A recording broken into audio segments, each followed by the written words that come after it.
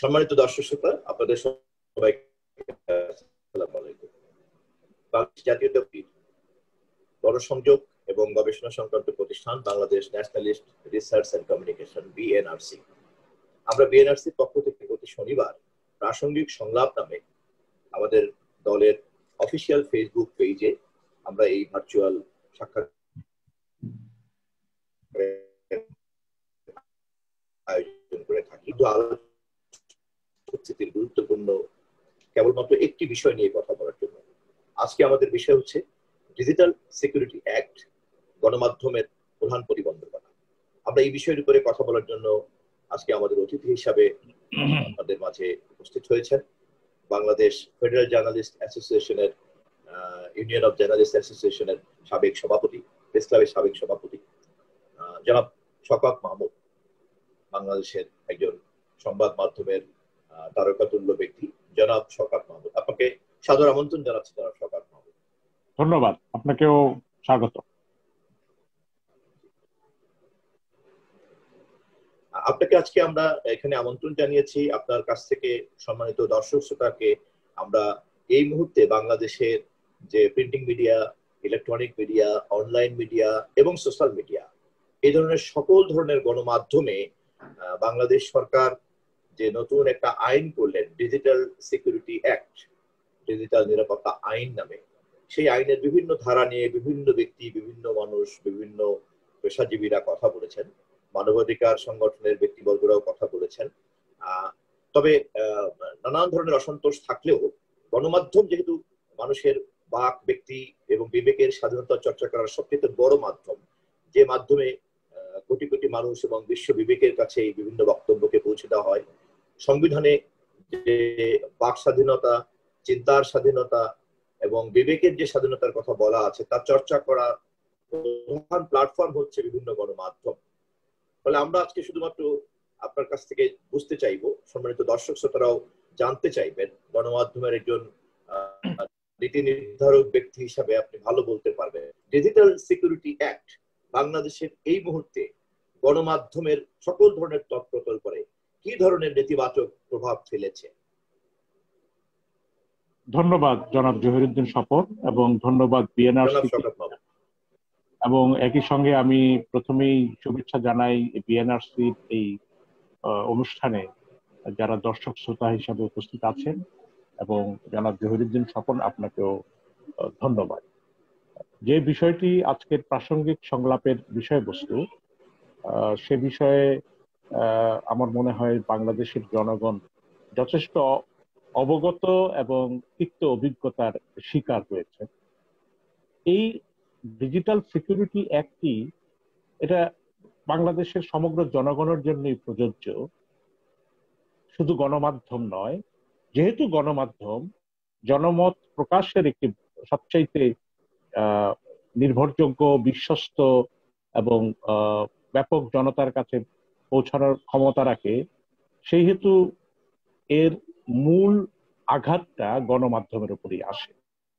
Digital security act যখন করা হয় তখন সরকারের পক্ষ থেকে বলা হয়েছিল যে এটি গণমাধ্যমের ক্ষেত্রে তেমন প্রযোজ্য হবে না, সাংবাদিকদের ক্ষেত্রে তেমন প্রযোজ্য হবে না। এই আশ্বাসটি দিয়েছিলেন আইনমন্ত্রী আনিসুল হক, কারণ তিনি আইসিটি অ্যাক্টের, তথ্য যোগাযোগ প্রযুক্তি আইনের ৫৭ ধারার ব্যাপক অপপ্রয়োগের কারণে যখন এটার বাতিলের দাবি উঠেছিল, তখন এই সরকার বলেছিল তারা একটি নতুন আইন করবে, যে আইনের মধ্য দিয়ে এই বিষয়গুলোকে তারা মূল্যায়নে নেবেন, তারা কনসিডারেশন নেবেন, যাতে করে জনগণের ভোগান্তি না হয়। কিন্তু আমরা লক্ষ্য করলাম যে তথ্য প্রযুক্তি আইনের যে ৫৭ ধারা, যেটি তদানীন্তন ৪ দলীয় জোট সরকারের আমলে শেষ দিকে ২০০৬ পার্লামেন্টের অ্যাক্ট হিসাবে পাশ হয়েছিল, তার ৫৭ ধারায় একটি অবস্থা ছিল এরকম, মানে ধারা ছিল এরকম যে কর্তৃপক্ষ বা সরকারের পক্ষ থেকে পুলিশ কোনো ছাপাখানার বিরুদ্ধে বা পত্রিকার বিরুদ্ধে ব্যবস্থা নিতে পারবে, তবে সেই ক্ষেত্রে গ্রেপ্তারের ক্ষেত্রে জামিনের বিধান রাখা হয়েছে, জামিনের বিধান রাখা হয়েছে। কিন্তু আওয়ামী লীগ সরকার ক্ষমতায় এসে ২০১৪ নির্বাচনের আগে এই আইসিটি অ্যাক্টের 57 ধারাকে তারা সংশোধন করলো, করে এই অজামিনযোগ্য অপরাধ হিসাবে সেটা তাকে অন্তর্ভুক্ত করলো। মানে 57 ধারাতে আগে যেখানে জামিন ছিল বিএনপি সরকারের আমলে, সেখানে তারা অজামিনযোগ্য করে দিল, অর্থাৎ গ্রেপ্তার হলে কেউ জামিন পাবে না। এবং 2014 আগে এই কারণে করেছিল যে সামনের যেই তারা একটি চক্রান্তের নির্বাচনের পরিকল্পনা করেছিল, এবং এই চক্রান্তের নির্বাচনকে যাতে গণমাধ্যম কোনোভাবেই কোনো সমালোচনা করতে না পারে, সেই কারণেই তারা কিন্তু এই কথাটা, এই আইনটি করেছিল। এবং তখন অনেক সাংবাদিককে তারা গ্রেপ্তার করেছিল। পরে সাংবাদিকরা উচ্চ আদালতের হস্তক্ষেপে তারা জামিনে মুক্ত হন। এরপর 2019-এর নির্বাচনের আগে 2018-তে ঠিক একই উদ্দেশ্যে তারা এই ডিজিটাল সিকিউরিটি অ্যাক্টটি করে। যদিও বলা হয়েছিল যে সংবাদ মাধ্যম বা গণমাধ্যম এর উপর এটা তেমন প্রয়োগ হবে না, কিন্তু বাস্তবে দেখা গেল গণমাধ্যমের উপরে আঘাত হানার জন্যই এই কালো আইনটি করা হয়েছে।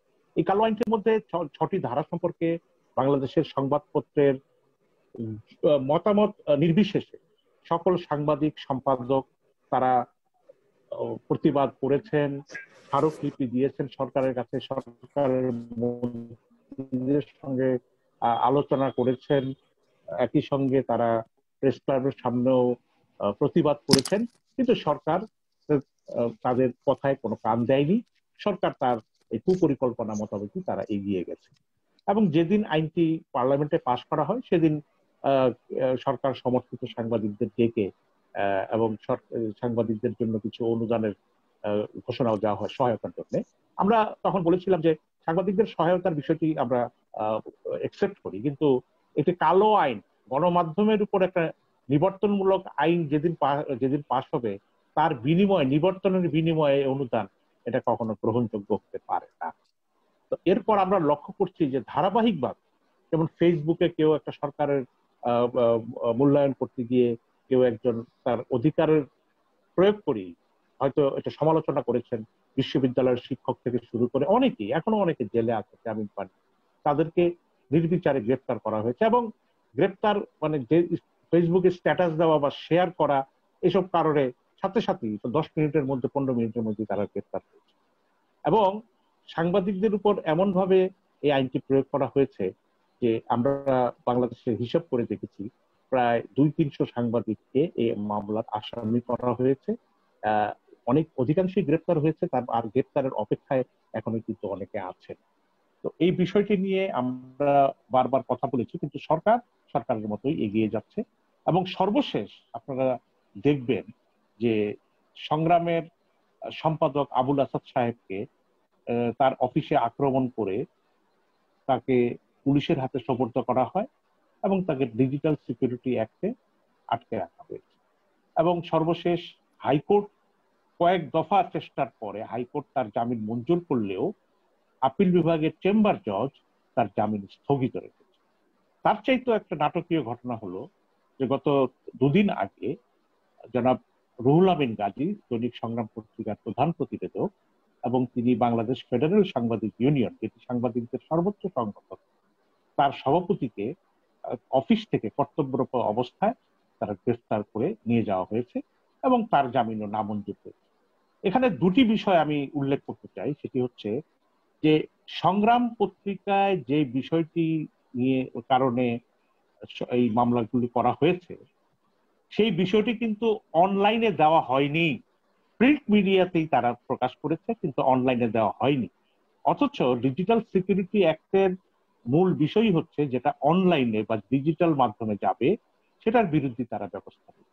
কিন্তু ডিজিটাল মাধ্যমে যাওয়ার আগেই তারা এই ব্যবস্থাটি নিয়েছে। এবং আরেকটি আশ্চর্যের ঘটনা হলো যে ওই আবুল আসাদ এবং রুহুল আমিন গাজী তারা কিন্তু হাইকোর্ট থেকে ওই প্রথম মামলায় তারা জামিন পেয়েছে। কিন্তু পরশুদিন যখন রুহুল আমিন গাজীকে গ্রেফতার করা হয় তখন দেখা গেল একটি নতুন মামলা হয়েছে, রাষ্ট্রদ্রোহিতার মামলা। ডিজিটাল সিকিউরিটি অ্যাক্টের মামলা তো আছেই, পাশাপাশি রাষ্ট্রদ্রোহিতার মামলা করা হয়েছে। সেই মামলায় সরকারের অনুমোদন নেওয়া হয়েছে এবং অনুমোদন নিয়ে গ্রেফতার করা হয়েছে। আমি এ পর্যন্ত যতটুকু দেখেছি যে ডিজিটাল সিকিউরিটি একটা যারা জামিন পেয়েছেন তাদের বিরুদ্ধে একই বিষয়ে আরেক মামলা কেউ ফেস করেছেন এটা আমার জানা নেই। কারণ আরেকটি মামলা দেওয়া হয়েছে এবং এই মামলার কারণে এখন আসাদ সাহেব যদি সর্বোচ্চ জামিনও পান তাহলে এই মামলা ফেস করতে হবে এবং রুহুল আমিন গাজীর কেউ একই পরিণতি ভোগ করতে হবে। আমার কথা হচ্ছে যে সরকার এই আইন দ্বারা গণমাধ্যমকে কি মেসেজ দিতে চায়? একটি মেসেজ দিতে চায় যে সরকারের সমালোচনা করা হলে ওই সাংবাদিক বা ওই গণমাধ্যমকে তারা সরাসরি মামলায় অভিযুক্ত করতে পারবে।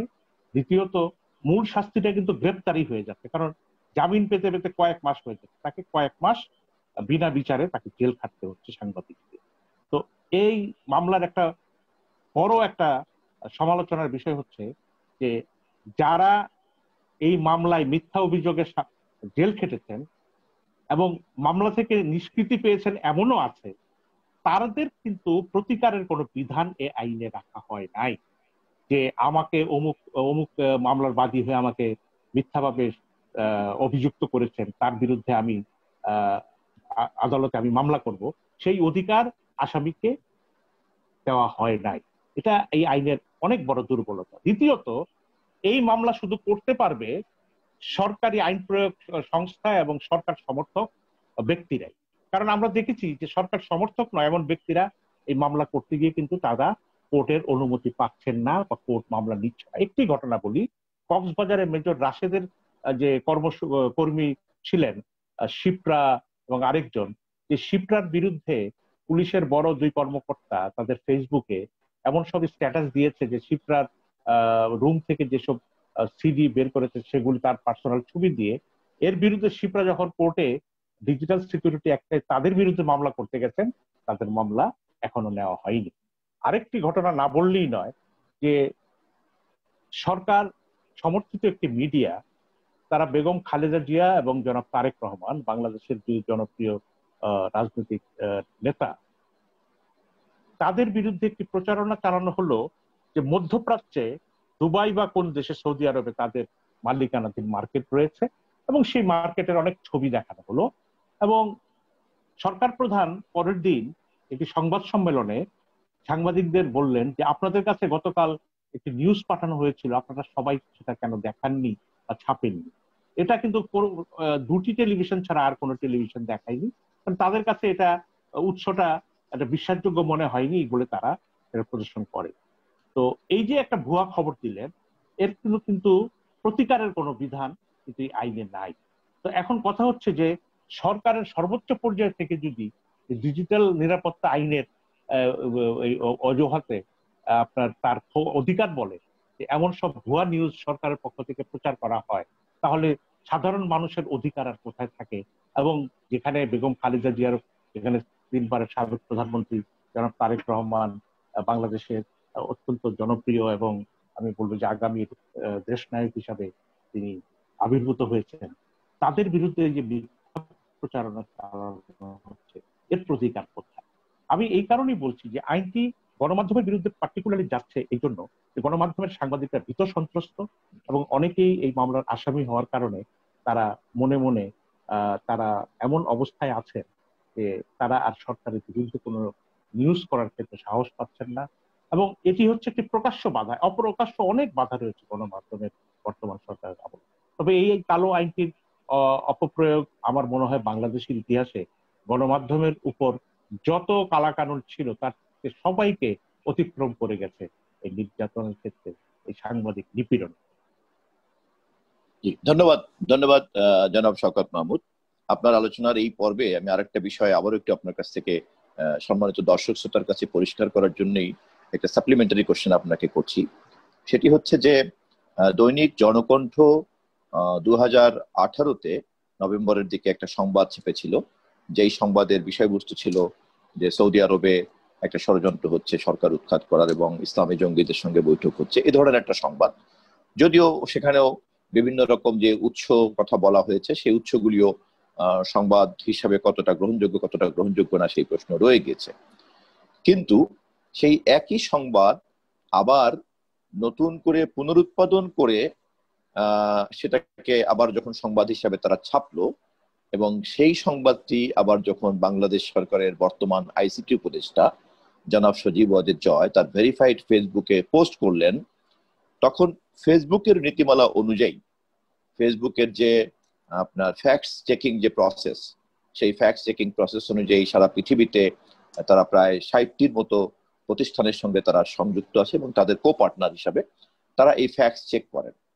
এক্ষেত্রে বাংলাদেশের বিভিন্ন ফেসবুক স্ট্যাটাসের ফ্যাক্টস চেক করে বোম বাংলাদেশ নামে একটি প্রতিষ্ঠান, ফেসবুকের কর্তৃত্ব তাকেই দেওয়া হয়েছে এবং তারা এটা বলেছেন যে এটি কেবলমাত্রই একটা পুরনো সংবাদের পুনরুৎপাদিত সংবাদ এবং সেই কারণে এই সংবাদের কোনো ভিত্তি নেই এবং সেই কারণে এরকম একটি ভিত্তিহীন সংবাদ জনাব সজীব ওয়াজেদ জয়ের ভেরিফাইড ফেসবুকে স্ট্যাটাস দিলে সেখানে ফেসবুক ওটাকে মিসলিডিং হিসাবে চিহ্নিত করেছে, যাতে তার গ্রাহকরা বিভ্রান্ত না হয়। দুটো জিনিস খুব পরিষ্কার এই ঘটনার মধ্য দিয়ে। একটি হচ্ছে যে ডিজিটাল সিকিউরিটি অ্যাক্ট করে বাংলাদেশ সরকার ডিজিটাল এই সুযোগ সুবিধা যাতে রাষ্ট্রের নিরাপত্তার বিরুদ্ধে কেউ ব্যবহার করতে না পারে সে ব্যাপারে তারা অত্যন্ত সজাগ। কতটা যথাযথভাবে করছে কতটা করছে না সেটা একটা ভিন্ন আলোচনা, কিন্তু একই সঙ্গে যাতে এই ধরনের প্ল্যাটফর্মে জনগণ কোনো মিথ্যা সংবাদের শিকার না হয়, ঘৃণা উৎপাদনের শিকারে পরিণত না হয় এবং অপ্রয়োজনে মিথ্যা কোনো কাউকে দেবতা অথবা দেবী করার কোনো প্রচন্ড তৎপরতা না তৈরি হয়, কোনো ধরনের ঘৃণা এবং কোনো ধরনের কোনো ভালোবাসা কৃত্রিমভাবে যাতে উৎপাদন করা না হয়, সম্ভবত রাষ্ট্রের নাগরিকদের এই অধিকার নিশ্চিত করাই হওয়া উচিত ছিল ডিজিটাল সিকিউরিটি অ্যাক্টের প্রধান উদ্দেশ্য। কিন্তু আমরা দুর্ভাগ্যজনকভাবে লক্ষ্য করেছি যে কেবলমাত্রই রাষ্ট্রের নিরাপত্তার নামে বরঞ্চ মানুষের সংবাদ পাওয়ার অধিকারের জায়গা থেকে তারা বঞ্চিত হচ্ছে, বিভ্রান্তকর সংবাদ পাচ্ছে, সেই জায়গায় কিন্তু কোনো ভূমিকা তারা রাখছে না, যেমনটি আপনি এতক্ষণ বলছিলেন। এবং সেই ক্ষেত্রে ইতিমধ্যে অনেক সাংবাদিকরা এই ডিজিটাল সিকিউরিটি অ্যাক্টের অভিযোগে অভিযুক্ত হয়েছেন, কেউ কেউ কারাগারে আছেন এবং সেখানে তাদেরকে জামিন দেওয়া হচ্ছে না এবং জামিন দেওয়ার বিধান নাই। সুস্পষ্টভাবে আপনি কি আমাদেরকে একটু বলবেন ডিজিটাল সিকিউরিটি অ্যাক্টের কোন কোন ধারাকে সাংবাদিকদের নিবর্তনের কাজে, নির্যাতনের কাজে ব্যবহার করা হচ্ছে? ডিজিটাল সিকিউরিটি অ্যাক্টের 25 এবং 29 এই দুটি ধারা বেশি করে সাংবাদিকদের ক্ষেত্রে প্রয়োগ করা হচ্ছে এবং সাংবাদিকদের পক্ষ থেকে মোট 6টি ধারার ব্যাপারে আপত্তি করা হয়েছিল এবং 6টি ধারার ব্যাপারে আপত্তি কোনোটাই সরকার এগুলো শোনেনি। আপনি যে পুরো আইনটাই আসলে এটা অস্বীকার করার উপায় নেই যে ডিজিটাল যুগে কিছু আইনি সুরক্ষা দরকার, সাধারণ মানুষের প্রাইভেসি অধিকার এবং এই ডিজিটাল সুবিধার অপব্যবহারও কিন্তু যে হচ্ছে না তা কিন্তু নয়, সেই লক্ষ্যে কিন্তু আইসিটি অ্যাক্ট করা হয়েছিল। কিন্তু অপব্যবহার রুখতে গিয়ে দেখা যাচ্ছে যে মানুষের প্রকৃত জনমত বা সত্য প্রকাশের অধিকারকে ঠেকিয়ে রাখাই হচ্ছে এই আইনের মূল লক্ষ্য। এবং এই মামলাগুলো যেগুলো দেওয়া হচ্ছে এটা পরিষ্কার, যেমন ফটোগ্রাফার কাজলকে আটকে রাখা হয়েছে। ফটোগ্রাফার কাজল একজন সরকারি এমপির বিষয়ে একটি স্ট্যাটাসকে শেয়ার করেছিল, শুধুমাত্র শেয়ার করেছিল, সেই কারণে তাকে আটকে গুম করা হয় এবং 6 মাস পর তাকে দেখানো হয় বর্ডারে ছেড়ে দিয়েছে, সে সীমান্ত অতিক্রম করে এসছে এবং এখনো কাজলের মুক্তি হয়নি এবং হাইকোর্ট থেকে বলা হয়েছে কি কারণে যে তাকে এতদিন আটকে রাখা হয়েছে সেটা জানতে চাওয়া হয়েছে। এবং সরকারের আপনি যেটা বললেন যে এই ধারাগুলো কিন্তু ডিজিটাল অ্যাক্টের যে বিষয়গুলোর ক্ষেত্রে অপরাধ দেখানো হয়েছে, এই অপরাধগুলো কিন্তু ফৌজদারি কার্যবিধিতেও কিন্তু উল্লেখ করা আছে, কিন্তু ডিজিটাল সিকিউরিটি অ্যাক্টে ফৌজদারি কার্যবিধিতে একই অপরাধের যে শাস্তি তার 3 গুণ 4 গুণ বাড়িয়ে রাখা হয়েছে। অথচ আপনি আদালত অবমাননার শাস্তি বলুন, অপলেখের শাস্তি বলুন, আপনি রাষ্ট্রীয় দ্রোহিতার শাস্তি বলুন, সবগুলো বাড়িয়ে বাড়িয়ে রাখা হয়েছে এই কারণে একটা ভয় দেখানোর জন্য। এবং এই ভয়টা দেখিয়েই সরকার এই আইনটি সচল রাখতে। মূলত অবৈধ শাসকেরা তারা সবসময় কালা কানুনের উপর নির্ভর করে তারা দেশ চালান। এবং আপনি একটা বিষয় লক্ষ্য করেছেন যে করোনার প্রাদুর্ভাবের পরে সাংবাদিকদের বিরুদ্ধে অতীতের যে মামলার পরিসংখ্যান তার চাইতে বেশি মামলা কিন্তু করোনা কালে সাংবাদিকদের বিরুদ্ধে এবং গণমাধ্যমের বিরুদ্ধে দেওয়া হয়েছে। এতে করে আমাদের মধ্যে একটা ধারণা হয়েছে যে এই সরকার করোনার চাইতেও ভিন্ন মতের প্রকাশকে বেশি ভয় পায় করোনা ঠিক আছে, করোনাকে তো এই সরকার কোনো গুরুত্বই দেয়নি এবং পুরোপুরি অপ্রস্তুত থেকে নিজেকে অপ্রস্তুত রেখেই করোনার মধ্যে মোকাবিলায় প্রবেশ করেছে এবং দেশবাসী জানে। কিন্তু করোনার সময় এই আইনের অতি প্রয়োগে মনে হচ্ছে যে তারা ভিন্নমতের প্রকাশকে আরো বেশি করে ভয় পায় করোনা ভাইরাসের ক্ষেত্রে। কারণ সরকারের এই অ্যাটিচিউডটাই পরিষ্কার, কারণ তারা নিজেদের নিরাপত্তা নিয়ে আগে ভাবে, তারপরে মানুষকে অধিকার নিরাপত্তা সেটা পরের প্রসঙ্গ।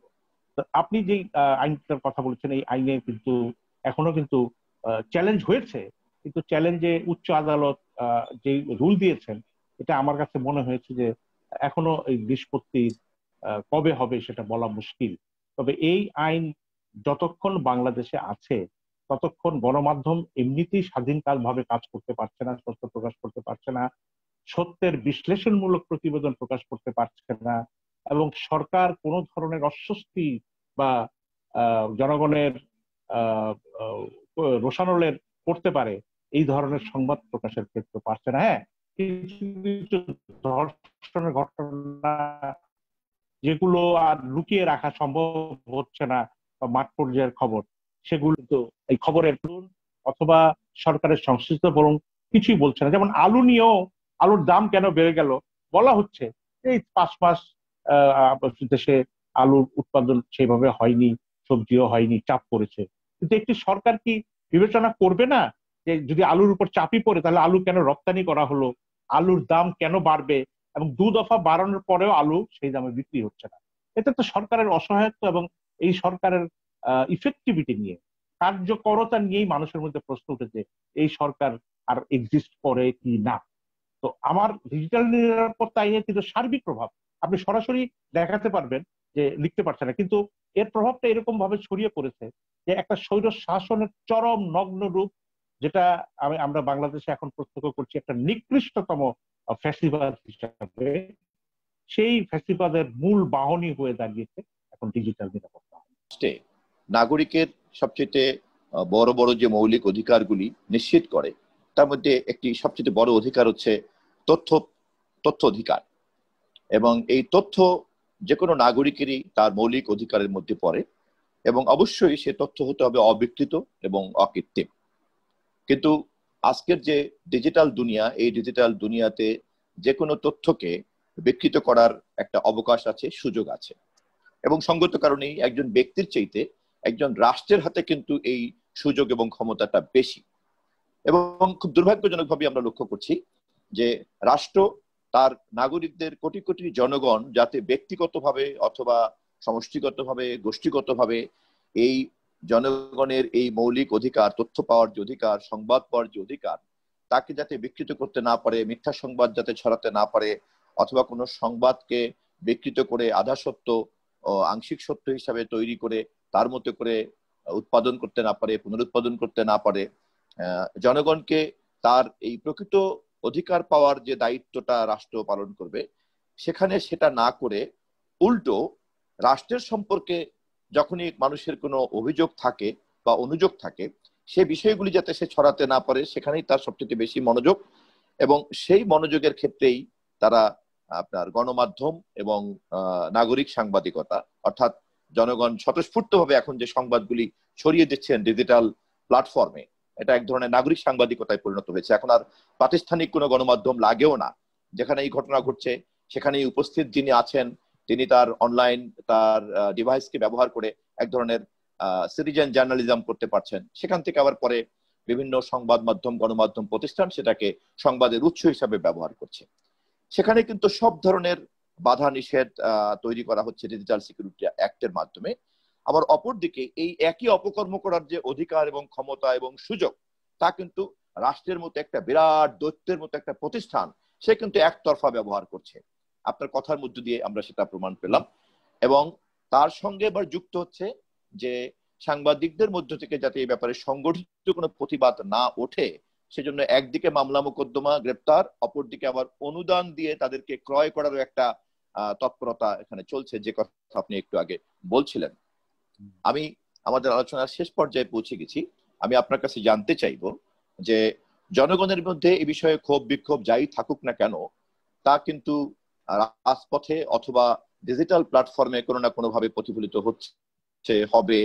রাষ্ট্র সেটাকে পারলে সুস্থ গণতান্ত্রিক প্রতিবাদকে প্রশ্রয় দিবে অথবা সহযোগিতা করবে, অথবা রাষ্ট্রীয় ক্ষেত্রে তার ক্ষতিগ্রস্ত হওয়ার কারণে সে আঘাত হানবে, মিথ্যা মামলা করবে। এটা খুব স্বাভাবিক পরিচিত ঘটনা, দুর্ঘটনা। কিন্তু গণমাধ্যমের নীতি নির্ধারক, গণমাধ্যমের কর্মী, গণমাধ্যম প্রতিষ্ঠানের মালিকরা, তাদের মধ্যে এরকম একটা মৌলিক প্রশ্নে যে ঐক্য থাকা দরকার, দল মত নির্বিশেষে, চিন্তা নির্বিশেষে, খুব দুর্ভাগ্যজনকভাবে আমরা লক্ষ্য করছি যে গণমাধ্যমের একটি বড় অংশ মনে করছেন যে গণমাধ্যমের কণ্ঠরোধ করার এই আইনটি তারা নৈতিকভাবে সমর্থন করছেন, এবং তাদের গণমাধ্যমের প্রতিষ্ঠানকে তারা এই ধরনের একটা অপতৎপরতার অ্যাডভোকেট হিসাবে ব্যবহার করছেন।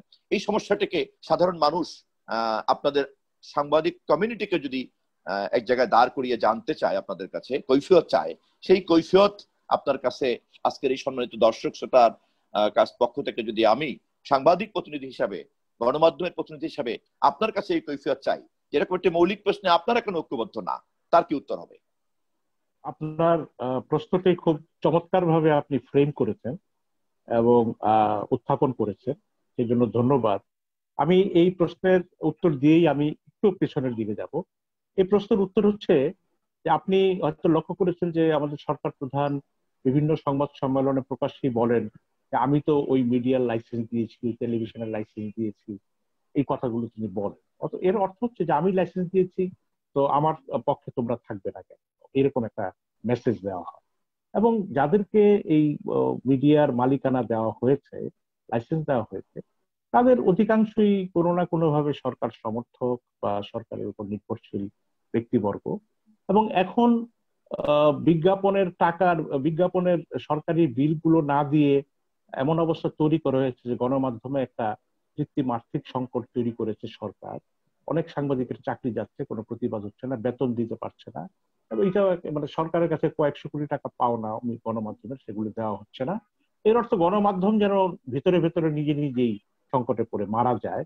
এবং অনেকে কোনোভাবেই খবর সরকারকে তুষ্ট করার ক্ষেত্রেই তারা বেশি সচেতন হয়ে উঠেছে। যেমন একটি ইংরেজি দৈনিক, আমি নাম বলছি না, হঠাৎ করে আমরা দেখলাম যে বেগম খালেদা জিয়ার নামে কতগুলো মিথ্যাচার করলো, যে আকস্মিক ভাবে পরিষ্কার বোঝা যাচ্ছে সরকারকে খুশি করা বা তার বিজ্ঞাপন পাওয়ার জন্য এই কাজটি করেছে। কিন্তু এটা কেন করছে তারা? তাদেরকে কি একদিন জবাবদিহি করতে হবে না? অবশ্যই জবাবদিহি করতে হবে। কারণ মিডিয়ার মালিক তারই হওয়ার কথা যে তার চোখ দিয়ে মানুষকে পৃথিবী দেখাবে, পৃথিবীর সমস্ত খবর জানাবে, দেশকে দেখাবে, সচেতন হওয়ার জন্য সাহায্য করবে, তাকে শিক্ষিত হওয়ার জন্য সাহায্য করবে। কিন্তু আমরা দুর্ভাগ্যজনক ভাবে আমরা দেখছি যে অধিকাংশ মালিকেরই হচ্ছে যে সরকারের একটা দাস হিসাবে বা রাজনৈতিক দাস হিসাবে তারা কাজ করতে চায়, এবং কাজ করতে গিয়ে পুরো মিডিয়ার গ্রহণযোগ্যতাকেই তারা প্রশ্নবিদ্ধ করে ফেলছে। আমি এই প্রসঙ্গে বলতে চাই যে আওয়ামী লীগ একটি ঐতিহ্যগত ভাবে বা চরিত্রগত ভাবে একটি গণমাধ্যমের স্বাধীনতা বিরোধী দল। এটা প্রথম থেকেই, স্বাধীনতার পর থেকেই আমরা লক্ষ্য করেছি। বিশেষ ক্ষমতা আইনে পত্রিকা বন্ধ করে দেওয়া, সাংবাদিককে গ্রেফতার করা, তারপরে সকল পত্রিকা বন্ধ করে দেওয়া, 4টি পত্রিকা রাখা, বিশেষ করে নিউজ পেপার এনালমেন্ট অর্ডিন্যান্স, এগুলি করা, এবং ম্যাক্সিমাম কালাকানুন, অধিকাংশই না 90% সংবাদপত্রের নিবর্তনমূলক কালাকানুন আওয়ামী লীগের দ্বারাই হয়েছে। এবং আপনি একটি উদাহরণ দেখাতে পারেন যে পৃথিবীর বিশ্বের কোন রাজনৈতিক দল তাদের নির্বাচনী ম্যানিফেস্টোতে অমুক অমুক পত্রিকা বন্ধ করে দেওয়া হবে এই কথাটি তারা লিখতে পারে, লিখেছে কিনা? কেউ লিখেন, কেউ পারে। মিডিয়া বন্ধ করে দেওয়া হবে, যে দৈনিক বাংলা, বাংলাদেশ টাইমস, বিচিত্রা, আনন্দ বিচিত্রা বন্ধ করার ঘোষণা নির্বাচনী ম্যানিফেস্টোতে 1996 সালে আওয়ামী লীগ দিয়েছিল। পত্রিকা বন্ধ করা বিষয়টি এটা ম্যানিফেস্টোতে আসে কি করে? এতে বলে তাদের মাইন্ডসেট বোঝা যায় যে তারা হচ্ছে এন্টি মিডিয়া বা এন্টি মিডিয়া ফ্রিডমের লোক। বাংলাদেশে যদি আপনি মুজিব পরিবার বা জিয়া পরিবারের শাসনের তুলনামূলক পর্যালোচনা করেন, দেখবেন যে মুজিব পরিবার মিডিয়া বন্ধ করার আদর্শ হিসেবে নেয়, এবং জিয়া পরিবারের শাসনের বড় বিষয়ই হচ্ছে তারা মিডিয়ার প্রতি সহনশীল, এবং তাদের আমলে মিডিয়া বন্ধের ঘটনা কম, বরং তারা নতুন নতুন মিডিয়া ওপেন করেছে। এবং খালেদা জিয়া বিশেষ ক্ষমতা আইনের সংশোধন করে, যেখানে পত্রিকার ডিক্লারেশন পাওয়ার ক্ষেত্রে সমস্যা ছিল, বিচারপতি শাহাবুদ্দিনের অধ্যাদেশের সঙ্গে সম্মতি রেখে তিনি সেই আইন পাশ করেছিলেন। এবং এরপরে আকাশ সংস্কৃতি স্যাটেলাইট টেলিভিশনের দরজা তো তিনিই খুলে দিয়েছেন। এবং জনাব তারেক রহমানের বিরুদ্ধে কত লেখালেখি হয়েছে, কিন্তু তারেক রহমান কোন পত্রিকার বিরুদ্ধে ব্যবস্থা নিয়েছেন না, অনেক পত্রিকার খোলার জন্য অনুমতি দিয়েছেন, সেটা ইতিহাস দেখতে বোঝা যাবে। অথচ আরেকজন মুজিব পরিবারের একজন সদস্যের কে নিয়ে লেখালেখির কারণে একজন সম্পাদককে দেশ ছাড়া হতে হয়েছে, অনেক পত্রিকা বন্ধ হতে হয়েছে, এই ধরনের ঘটনা ঘটেছে। আমি এই কারণে বলছি যে একটা চরিত্রগত বিষয় হচ্ছে যে মিডিয়াকে আপনার রুখে দেওয়া, মিডিয়া স্বাধীন করা, কারণ তাদের রাজনীতিটাই ভিত্তিটা হচ্ছে যে জনমতের বিরুদ্ধে, সত্যের বিরুদ্ধে তারা সবসময় দাঁড়িয়ে থাকে, মিথ্যার পক্ষে দাঁড়িয়ে থাকে।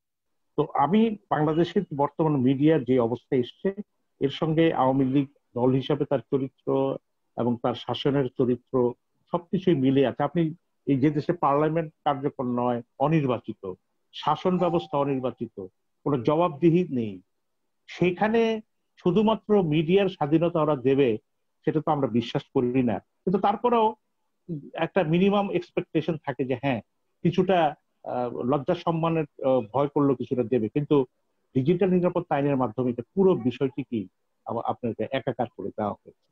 তো এটা আপনারা সহজেই আপনারা বুঝতে পারবেন।